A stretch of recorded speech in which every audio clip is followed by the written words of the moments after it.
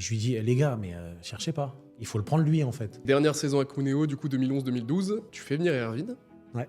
C'était quoi? C'était déjà le phénomène qui allait exploser, Erwin, à l'époque? À ce moment-là, le manager de Cuneo me demande, est-ce que tu connaîtrais pas un bon réceptionneur attaquant, tout ça. Et puis bon, moi je suis évidemment championnat de France, j'avais vu ce qu'Erwin faisait avec Tours. Il venait de faire MVP. Il venait de faire MVP, il avait 17 ans, 18 ans, meilleur joueur de championnat de France. Puis il avait les crocs aussi, quoi. Je lui dis, les gars, mais cherchez pas, il faut le prendre lui, en fait. Et là, je me rappelle, tu avais des joueurs qui disaient, mais non, il est trop jeune, il va pas arriver. Je dis, les gars, vous inquiétez pas. Je dis, vous inquiétez pas, lui, vous allez pas vous tromper. Parce qu'il a du caractère, lui, il s'en fout de jouer contre un tel, il va y aller. J'ai dû me battre. Je dis, les gars, on se trompe pas. Finalement, il vient. Je dis, maintenant, vous avez vu. Hein. Il a vachement adhéré au projet.